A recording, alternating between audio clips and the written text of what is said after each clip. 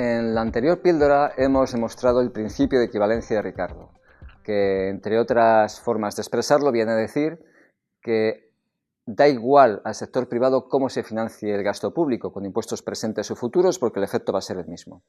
Lo que pasa es que ese cumplimiento se daba bajo determinadas circunstancias. Una de ellas es que el riesgo asociado al sector privado coincida con el riesgo asociado al sector público, es decir, que el tipo de interés que pagan o cobran el sector privado coincida con el tipo de interés que paga o cobra el sector público.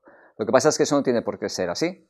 Pensad en el riesgo asociado, por ejemplo, al gobierno griego ahora mismo, es muy superior al riesgo asociado al sector privado griego y, por tanto, el tipo de interés del sector público en ese caso es mayor que el del sector privado y viceversa, ¿verdad?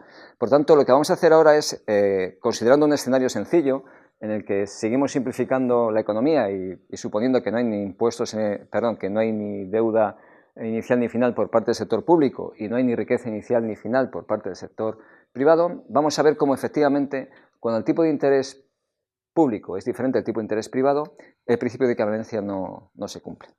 Para eso parto de la restricción presupuestaria intertemporal del sector privado, que la tengo ahí, y la del sector público, donde si os dais cuenta aquí aparece ya el tipo de interés público. Voy a empezar operando en esta expresión y lo que voy a hacer es multiplicar toda ella por 1 más RG, con lo que tendré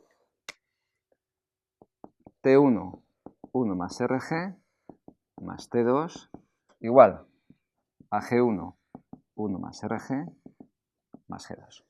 Bien, lo que voy a hacer ahora es, voy a despejar solo este T sub 1, ¿vale? Con lo que tendré T sub 1 igual a G sub 1 más RG, G sub 1 menos T1, más G2 menos T2.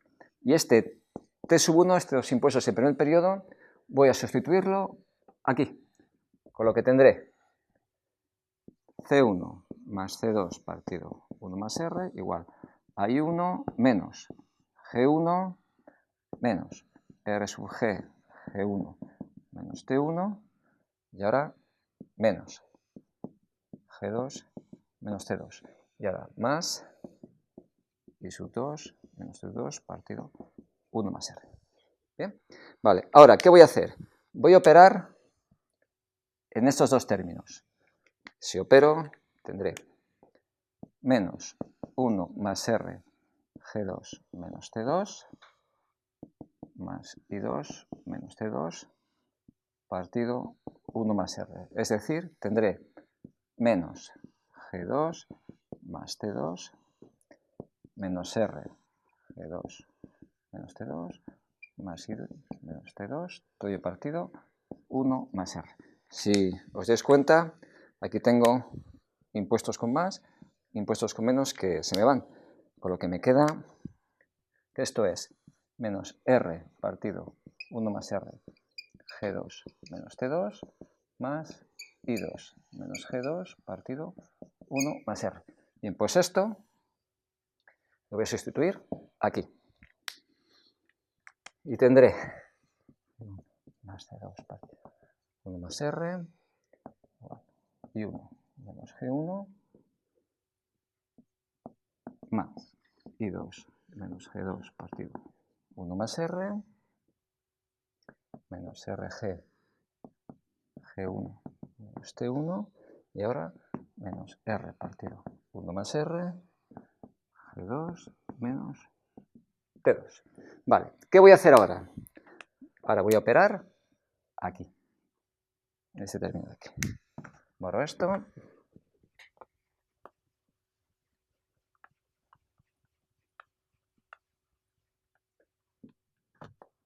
¿Y qué voy a hacer en esa expresión? En esa expresión la voy a multiplicar y a dividir por 1 más R sub G, a esa expresión de ahí. Con lo que tendré menos R, 1 más R, 1 más R sub G, que multiplica a G2 menos T2 partido 1 más R sub G. ¿Por qué hago esto? Porque esta expresión, a partir de la restricción presupuestaria intertemporal del sector privado, se demuestra que es T1 menos G1. O si preferís, es menos G1 menos T1. Con lo que toda esta expresión es más R partido 1 más R, 1 más RG, G1 menos T1. Todo esto lo voy a sustituir ahí. Y tendré C1 más C2 partido 1 más R igual menos G1 más I2 menos G2 partido 1 más R.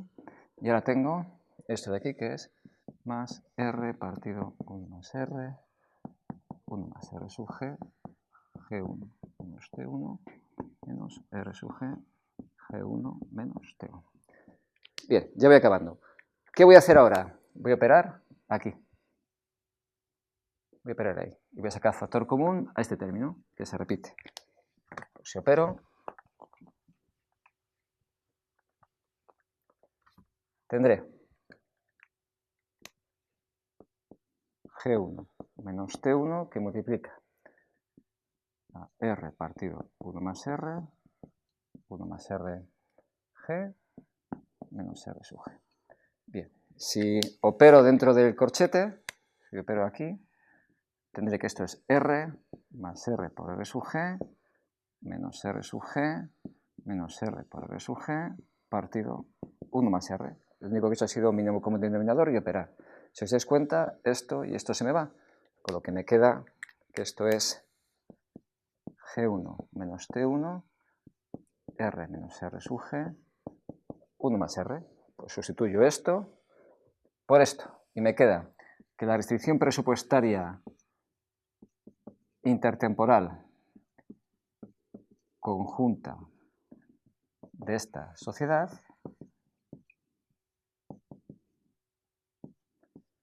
es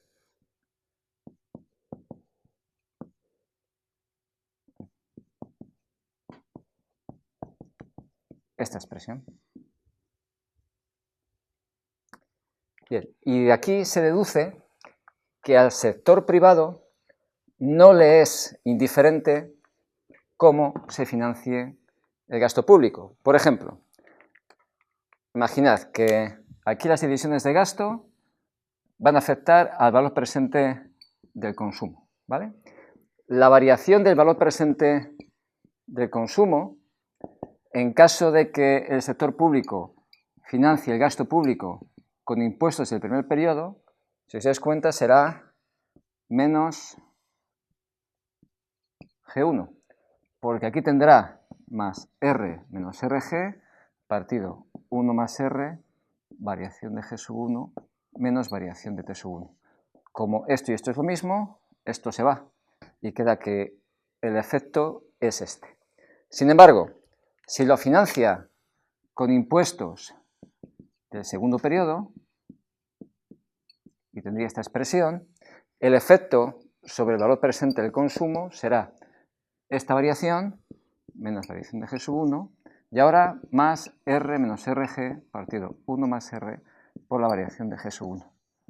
Si os dais cuenta, si lo financia con impuestos el siguiente periodo, ya el efecto no es el mismo y todo va a depender de la relación que exista entre el tipo de interés privado y el tipo de interés público. De hecho, en el modelo básico en el que el tipo de interés público y el privado coinciden, esto es cero y se demuestra que el efecto sobre el consumo es el mismo. Por eso, con esto se demuestra cómo cuando el tipo de interés público y el privado coinciden, el efecto es el mismo y por tanto se cumple el principio de equivalencia de Ricardo, pero sin embargo se ve que cuando el tipo de interés público y el privado pueden ser diferentes, el efecto puede ser totalmente distinto y por tanto no le es irrelevante al sector privado cómo se financie el gasto público, si con impuestos en uno o con impuestos en dos. Por tanto, en este escenario se incumple el principio de equivalencia de Ricardo, que es lo que queríamos demostrar en esta prueba.